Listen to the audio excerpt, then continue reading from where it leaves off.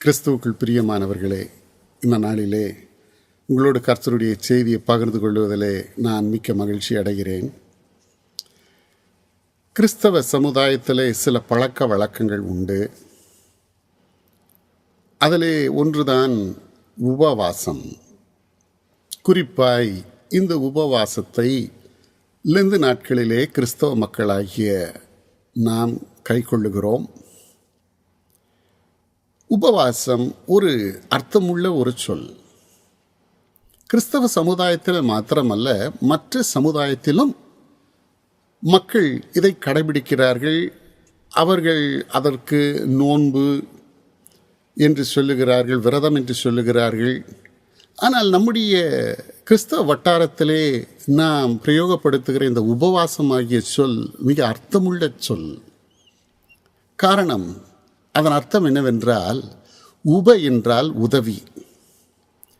கடவுளோடு வாசம் செய்ய உதவியாய் இருக்கதான் இந்த உபவாசம் என்பதாகும். ஆம் பிரியமானவர்களே, உபவாசம் என்று சொல்லும் பொழுது அது கடவுளை குறித்த நமக்கு ஒரு எண்ணத்தையும் சிந்தையையும் அதிகமாய் அது தருகிற ஒன்றாய் இருக்கிறது. இறை உணர்வு குறையும் பொழுது இறை உணர்வு அதிகமாகிறது. மீண்டும் சொல்லுகிறேன், இறை உணர்வு குறையும் பொழுது இறை உணர்வு அதிகமாகிறது. என்ன இந்த இறை? இறை தமிழிலே நமக்கு தெரியும், 2 ரை உண்டு இல்லையா? சாதாரணமாக சொல்லுவாங்க சின்ன ரை பெரிய ரை என்று சொல்லுவாங்க, இடையினம் வல்லினம். ஆக அந்த சின்ன ரை என்று சொல்லுகிற இறை அது உணவு, சாப்பாடு இறை. ஆக மனுஷனுக்கு இந்த சாப்பாடு உணர்வு, இறை உணர்வு குறையும் பொழுது இறை உணர்வு, இறைவனை குறித்த உணர்வு அதிகமாகிறது. அதற்காக தான் இந்த உபவாசம். பிரியமானவர்களே, இந்த மனுஷனுடைய சரீரத்தில் இந்த பசி என்கிற நிலை இருந்தால் தானே மனுஷனுக்கு வேலை, மனுஷன் சம்பாதிக்கணும் இல்லையா? இந்த பசி என்கிற நிலை மனுஷனுக்கு இல்லை என்றால் மனுஷன் ஏன் சம்பாதிக்க வேண்டும்? உயிர் வாழதானே அவன் சம்பாதிக்கிறான்.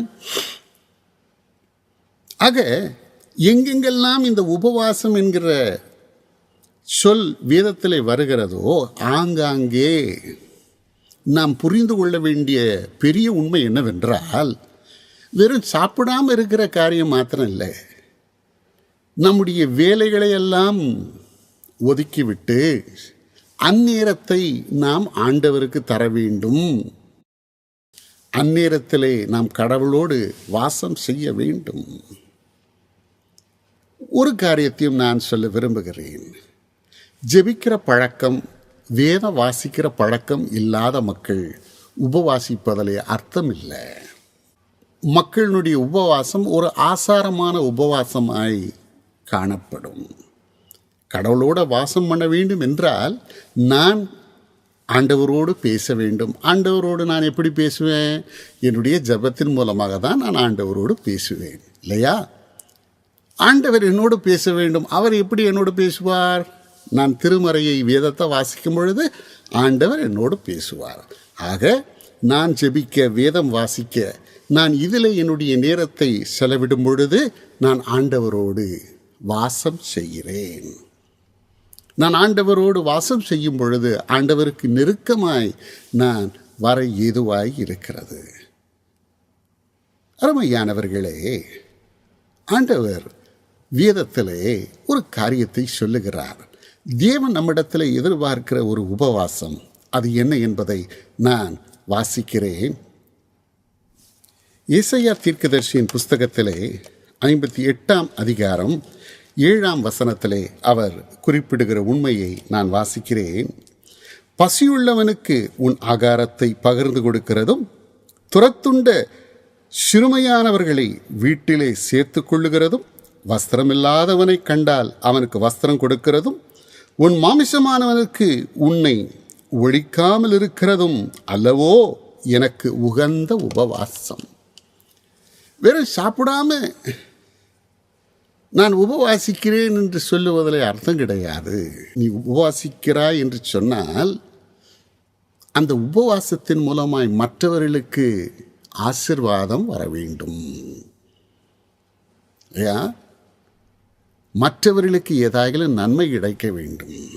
பசியுள்ளவனுக்கு ஆகாரத்தை கொடு, அதுதான் உண்மையான உபவாசம் என்று சொல்லுகிறார். ஏழை எளியோருக்கு உதவி செய், அதுதான் உண்மையான உபவாசம்.